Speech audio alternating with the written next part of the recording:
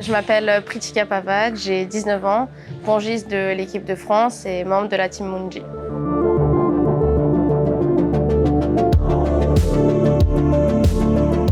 Récemment, on a remporté la médaille de bronze avec les filles au championnat du monde par équipe en Corée. C'était honnêtement peut-être une des plus belles compétitions que j'ai pu faire. L'objectif en arrivant, c'était de faire un quart de finale et on revient avec une médaille de bronze. Elle est historique et en plus, la partager avec des amis, forcément, c'est encore plus spécial.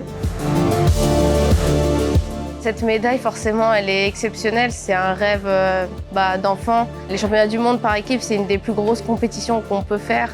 Dans le tennis de table, on sait en plus à quel point c'est dur d'avoir une médaille mondiale avec les nations asiatiques, etc.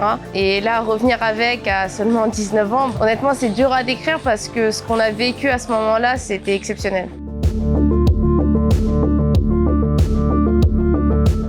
Je me sens super bien, moi, dans cette équipe de France. Je connais Camille, Charlotte, Audrey, ça fait maintenant plusieurs années aussi, Janan aussi. On a passé un mois ensemble, donc on se connaît encore mieux qu'avant, je pense.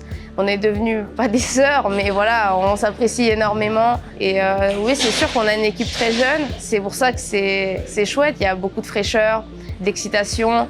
Il y a peut-être un petit manque d'expérience à certains moments, mais au final, comme on a pu le faire sur le quart de finale, on a vu qu'avec cette précocité, on est allé chercher un résultat qu'on pensait peut-être même pas possible en début de compétition.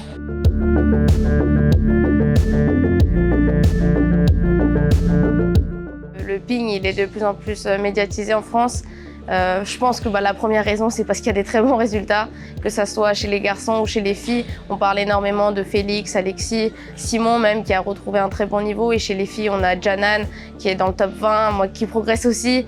Donc il y a une très belle dynamique des deux côtés. Et forcément, ça donne envie aux gens de nous connaître un peu plus. Et évidemment, l'histoire des deux frères, elle nous aide à pousser, on va dire, le sport d'une manière générale en France vers le haut.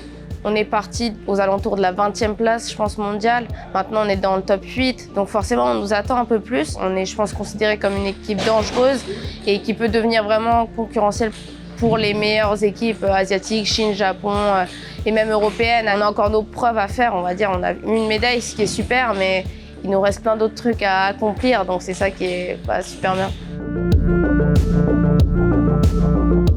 Moi, je le vis très bien. D'être considéré comme l'espoir ou le prodige, je dirais plus l'espoir, c'est super flatteur. L'objectif, c'est d'être la plus grande joueuse possible et les noms qu'on me donne, forcément, je les prends avec grand plaisir, mais voilà, ce qui compte pour moi, c'est de progresser jour après jour. Évidemment, l'échec, c'est quelque chose que j'aime pas du tout, voire que je déteste, mais en arrivant chez les seniors, c'est quelque chose que j'ai dû apprendre, on va dire, à gérer. Là, je sens que j'ai mûri par rapport à ça. Et même si je déteste le dire, la défaite, ça a un bon côté, on va dire. Ça nous permet d'apprendre des choses qu'en gagnant, on ne vit pas forcément. Faire une erreur, ça arrive, c'est humain. Le tout, c'est d'apprendre rapidement, de rebondir rapidement et après que ce temps soit le plus court possible pour après être performant de nouveau. Je suis beaucoup dans ma bulle. Je pense même pas à tout ce qui est médiatique quand je joue. Pour moi, c'est le plus important, c'est vraiment à la table, mes intentions de jeu. C'est plus les commentaires parfois sur les réseaux sociaux, on va dire, qui peuvent être peut-être plus négatifs. Surtout en 2022 où j'avais eu une année un peu plus compliquée, où forcément des fois ça touche. On s'entraîne tous les jours super dur et quand on voit que les gens arrivent à critiquer en un instant alors que ils se rendent pas forcément compte de tous les efforts qu'on a mis, ça fait mal, mais ça reste Internet. Pour moi, ce qui est important, c'est à la table leur prouver que je suis toujours là et que voilà, ça continue. J'ai commencé très tôt, on va dire, le sport-études. Dès la 6e, je suis rentrée au pôle espoir et après, on va dire, j'ai eu une progression un peu croissante à ce niveau-là. Je suis super bien entourée au niveau familial. Déjà, j'ai mes parents qui me suivent et qui me supportent à fond. Ça booste dans les enchaînements de compétition, etc. J'ai aussi un staff technique qui m'aide à bien récupérer quand il faut entre les compétitions. C'est pas simple, c'est sûr, surtout prendre l'avion, rester 10 heures dans l'avion, faire des allers-retours qui est assez fatigant, mais on a l'habitude et surtout c'est pour la bonne cause, donc ça vaut le coup.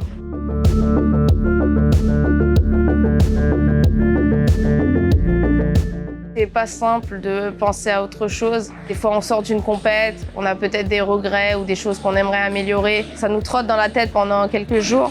Après, moi, je sais que j'ai besoin aussi de décompresser des fois, juste d'aller prendre l'air, passer un peu de temps avec mes amis, ma famille ou même rien que regarder une série, enfin penser à autre chose, ça me fait du bien pour revenir au taquet à la table. J'ai un jeu qui est basé beaucoup sur aussi l'instinct, etc. Et cette fraîcheur mentale, j'en ai besoin. On va dire qu'il faut que j'arrive à optimiser ce temps parce que maintenant il est de plus en plus court, mais il reste essentiel. J'y arrive, mais c'est pas si simple. Juste après les championnats de France, du coup, je pars aux Champions en Corée. C'est une compétition qui regroupe les 32 meilleurs joueurs et joueuses. Et puis après, il y a la Coupe du Monde aussi, individuelle, où j'ai été qualifiée. Un autre Champions en Chine. Ensuite, un grand smash en Arabie Saoudite. Donc le programme est bien chargé. On a un rythme tellement chargé qu'on n'a pas vraiment le temps de se projeter, on va dire, jusqu'au jeu ou jusqu'à cet été. Avec mon équipe, on essaye vraiment de mettre des intentions à chaque compétition. Évidemment, les Jeux Olympiques, c'est une compétition super importante, un point clé dans ma carrière, mais c'est pas la fin de ma carrière, ça reste une étape. La marge de progression que j'ai, elle est énorme. Il y a encore plein de points techniques que je peux améliorer. J'ai énormément progressé, mais je me dis que c'est pas ma limite, quoi. Enfin, je peux aller encore plus haut, donc forcément, c'est super motivant et ça donne envie d'encore plus travailler.